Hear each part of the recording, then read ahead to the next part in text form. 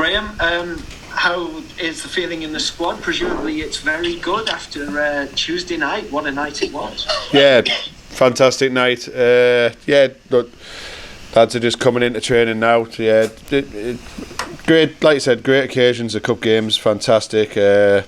Back to work to now concentrate on what we want to do towards the Exeter game. Another hard challenge for us in the league against a very strong team. So we're looking forward to it. But like I said, nights like Tuesday night should give us belief and confidence going into these games. Yeah, I know you want to concentrate on the next game, the one that's ahead of you. But do you fancy anybody in particular in the semi-final draw? Because that's made on Saturday night, isn't it? Yeah, it's Saturday. Yeah, it's a look. All three other teams in the competition are strong.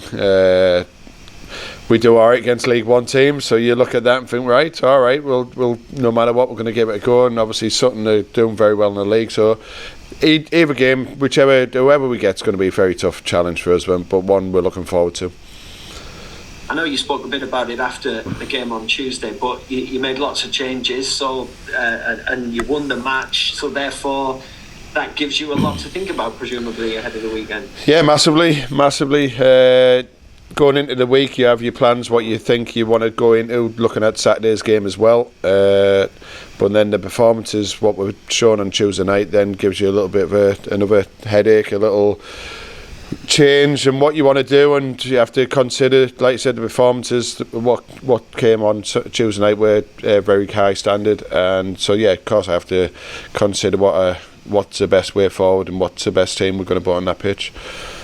Have you made your mind up on that at this moment in time, or is it still up for... Not quite. No, not quite. We've got a session today. We've got, obviously, big Fletcher's coming in today as well. And then we've got, hopefully, potentially, we might have one more coming through the door in the next day or two. So, other things to consider, what's going on, but also, yeah, look, I just want to see what the lads are like on the grass today, how people have reacted from Tuesday night, and then we'll start planning. I'll have hopefully an idea. Well, I will have an idea. I've got a vague idea where I want to go with things and we'll get that boxed off today, ready for the travelling on the bus tomorrow.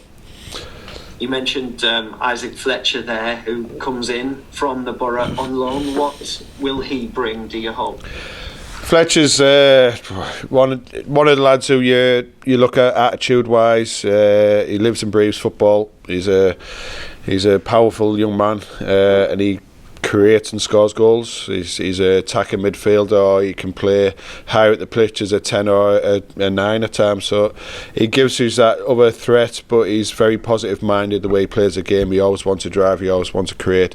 And looking at our previous weeks, it's something we've been lacking probably in them areas, that we want to try and get a bit more creativity in there, and he offers us that threat. Is he somebody who you've been looking at for quite a while? Yeah, he's had a tough season regarding a few injuries, but yeah, every time he played under me for the 23s, he was one of your main players.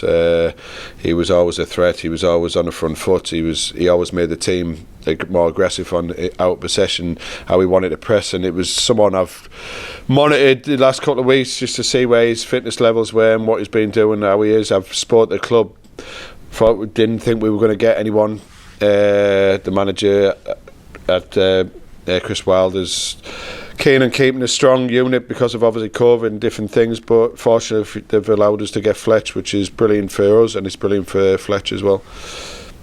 I know you've spoken about Josh Coburn from the Borough before. Does that then mean that's unlikely to happen? Yeah, it does. Josh is impacting the first team still at the moment, so yeah. Josh messaged me yesterday just to say well done on the game, and he said and just to reinforce that he wasn't allowed to go on loan. Unfortunately, I read it the wrong way and thought he was telling me he was allowed to go on loan, so I got 5 minutes of excitement until he corrected me on his message, and then so yeah, no, Josh is obviously impacting the first team in Middlesbrough, and hopefully he continues to do that. And you obviously said just now that you hopefully to get maybe one more before the weekend. How many are you looking to get before the end of the month? Can you tell us? I'd like to say we have got. There's a few still on the radar. There's getting closer, and it's just like I said, getting them through the doors the main part. But yeah, we have got 1, 2, possibly 3 who we're speaking to try and bring in. On people who were already there and who are playing really well, Timmy Odesina was our man of the match the other night, and in the few games that I've seen recently, he's been excellent. You did speak about him afterwards, but I mean, how pleased have you been with his form? I've been delighted. Like I said, I think you only have to see that he's played every game since I've come in. That what I think of him, his defensive attributes are massive, part of what we're trying to do, and he's always aggressive. His standards, like I said, it hasn't dipped. He's stayed, but he's had a good run in the team, which obviously gives him the belief and confidence. What he's doing is the right things, and long may that continue. Obviously, the result the other night gives everybody a massive lift, and it's fantastic, especially when you go through on penalties, that kind of thing, which Pools fans are getting used to these days. But in the league still, there's a lot of hard work to be done, which you've always said. Exeter presents a really tough opportunity, doesn't it? Because they're near the edge of the playoff places. Yeah, no, Exeter is like I keep saying, it's a very tough challenge. The very good, well organised teams, and we're looking forward to every challenge, everything. Like I said, Tuesday night's performance should give us belief going into that game. But we've been there, we've had these cup runs, and then we have to then reinforce the same type of form, the same sort of energy and belief into the league games. It's a different. The cup games are slightly different pressure, especially when you're playing at the leagues above. The bread and butter of the league and the pressures that we need to be getting 3 points week in, week out, makes it a different type of game, but one we're working on. Performances a bit, like I said, a bit inconsistent. I think the Bristol Rovers one probably knocked us a little bit the last 5 minutes of the game, because performance wise we should have probably been 3 or 4 up in that game, and I don't think anyone would have questioned it, and to get sucker punched in the last 5 minutes is probably through it. I know I had sleepless nights at the end of that, thinking about the performance, and not getting the 3 points was a big blow, and you could see it probably affected the lads going into the Carlisle game. But getting that clean sheet in the Carlisle game, usually away from home, you'll take them type of games results, but the performances still, we want to still be improving on the performances, and like I said, we have to be a bit more on the front foot, a bit more belief and a bit more confidence to drive us forward, and especially we want to create chances, we want to be exciting, and you showed on Tuesday night we can do that. And I mean, you changed the formation as well. Is that something that you might use in League 2? Yeah, you look at how exciting we were going forward, and the counter-attack. Having wingers gives you another threat. It gives you another threat, like you said, options for midfielders to get the switch of play, try and get 2 against 1 in wide areas, but also it gives you the opportunity to get people in the box. So it's a formation that I've used many times, and a formation I will be looking at to moving forward. It's just getting that right balance of, like I said, we've not been a million miles away in our performances when we played 3-5-2. It's just our final third bit, and if we're trying to improve in that final third bit, then we won't be a million miles away. And just on the cup wins and the cup runs, as opposed to the league, where it's been a while since a win, are you deliberately trying to say anything to the players about this? You know, take what you're doing in the cup into the league. I mean, it sounds obvious. It does. Yeah, look, it's why you keep saying, I said straight after the game, like your performance you just put on there, we have to take that into the next game, the next league game, and like I said, it's easy said than done, but what we need to do as a team is our work ethic has to stay the same, and we have to, as a unit, we have to be, and we need the desire to want to score goals, not the safety of not conceding goals. We have to have a bit more belief, a bit more freedom to drive forward, and we showed what we can do. We showed in the cup games, we showed in other games out in glimpses that we can do it, and it's just, like I said, a consistency of doing that and performing, and as I keep saying, the goals will come if we keep putting performances in. Brilliant, thank you. Thank you. Cheers. Anyone else? Matty Jones, Northern Echo. Mate. Morning, Graeme. Morning. Okay? Yeah, good. Thanks, mate. Good stuff. Just you mentioned there about the 1 or 2 or even 3 players coming in. One of those still a goalkeeper that you're potentially looking at? Yeah, look, we're down the line. We've got a couple of options regarding the goalkeeper. So that's one of the ones, and then also outfield players as well. We've got that speaking, and hopefully we're very close on 1 or 2. I suppose the COVID market, as you said, other clubs have been holding on to players, and the COVID kind of outbreak in the last month has made things difficult because other teams have been keeping hold of their players just as kind of an insurance policy. Just your thoughts on how difficult that's been to look, like you said, you speak in December, you think you've got players who you think are lined up who are going to be coming, and then it changes quickly. You can understand managers being a bit more reluctant, especially say if we're looking at a couple of young lads to bring in or people who are on the fringes of their first team. They're a bit more reluctant because they see how quick it can change in the space of a day. So it's been difficult. We've been able to be patient regarding that situation, and like I said, and at the moment you think you get somewhere, but then again the managers all want to get a replacement in for the players you're looking to bring in from yourself. So it has been, like I said, but it's not just us, it's every club trying to make sure, and like I keep saying, I don't want to just do it for the sake of doing it. I want to bring the right players in. Just on the general fitness of the squad, I know Marcus Carver's struggled in recent games. How's he looking for he's probably this weekend might be a little bit too soon, and then you got to be careful, groin injuries. So he's cup tied for the Crystal Palace, so it gives us a good. Hopefully he'll get on the training field next week, and then we can get some really good work into him regarding his fitness levels as well. And then hopefully he'll be ready for I think it's a Barrow game. And you've praised his attitudes since he's come in. An honest lad who wants to be right in the thick of it. So that must be a source of early frustration for him and his. Yeah, of course. Look, lads come in. They're excited to get going. You've seen Bristol Rovers. His work ethic was fantastic. It just unfortunately tightened up after the Carlisle game, and he picks up an injury. So. He'll be back on the grass hopefully next week. We've got an extra week with the cup game where we don't have to push him back, but no, he'll be back in contention in a couple of weeks' time. Can I just ask you about Luke Hendry as well? Obviously, a man who was out of position, so to speak, on Tuesday night, put in a great performance, and one of these ones who always kind of, I don't know if reliable is the right word, but never fails to disappoint when you've put him in the team. Yeah, Luke's I've had many chats with Luke regarding where he is. His attitude's fantastic. He trains, like I said, every day.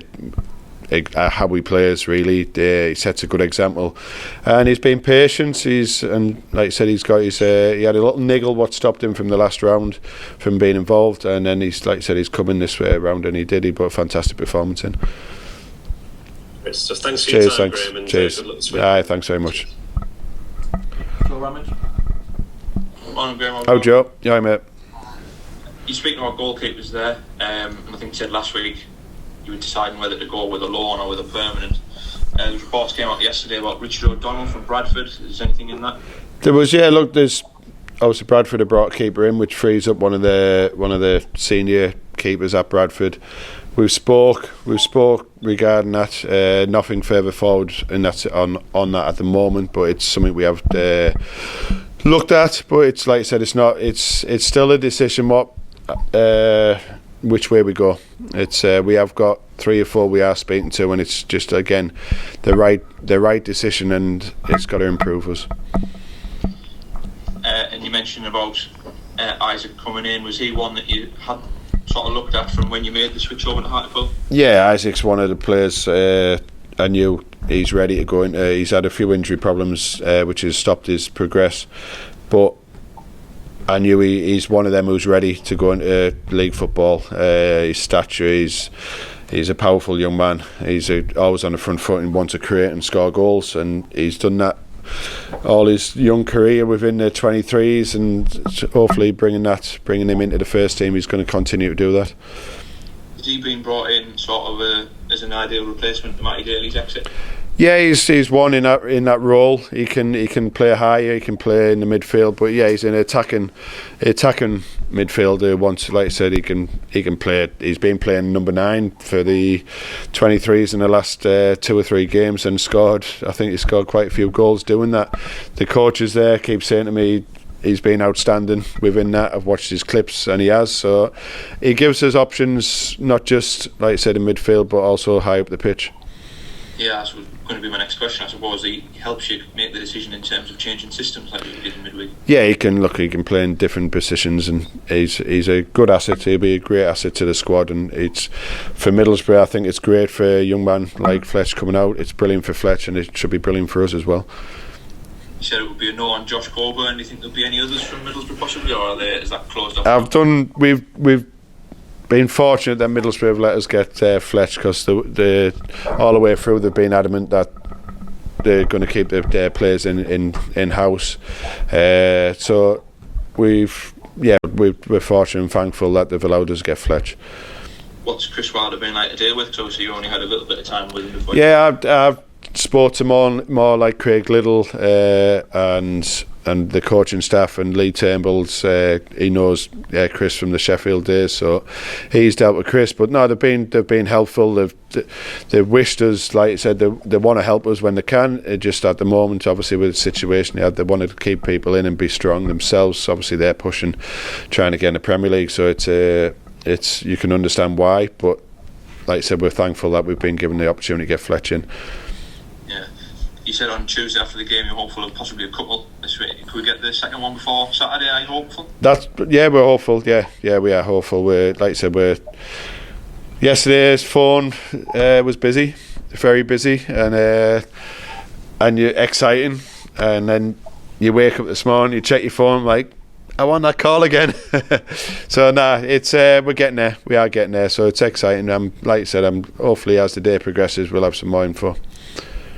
I'm assuming in that sense you probably wish that you were at home this weekend rather than at the other end. Well, yeah, that would have been a lot easier, but I'm sure we can pick people up en route.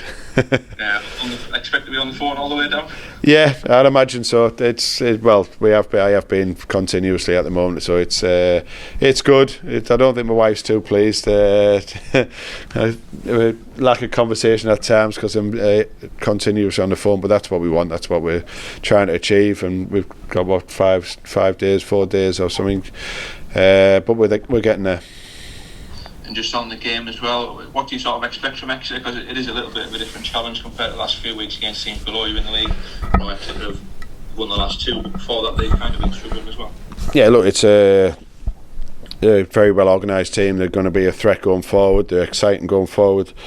We've got to deal, like I keep saying, we've got to deal with their threat and try and make sure we can get on that ball and nullify their threats. Really, you look at the Carlisle Bristol Rovers game, or chunks of them games away from home, we've dominated the ball a little bit, and we've got to be brave enough to do the same, but also add that threat going forward. And that's one thing we need to do when we get our opportunities. We've got to take them, because these teams are going to be tough. It's a great challenge, but we've got to be a bit more ruthless, so we can if we are going to dominate the ball at times, we've got to then take them opportunities. But Exeter is, again, like I said, it's going to be a great challenge for us, and like I said, one we're looking forward to. We speak every week, it seems, about translating the cup form into league form. What could a win in a fixture like this one do for you on Saturday? It's massive. Like I said, we've had a great week in the cup, and you come off the back of that. If we can get, like I said, we can get a result on Saturday, then you're going into another week of smiles going into the next cup game. So it's, look, for me, I keep saying all the time, the league's the most important thing, and we'll be doing whatever we can to get them 3 points on Saturday. That's great. Thank you very much, Graeme. Appreciate it. Brilliant. Thanks, lads. All the best.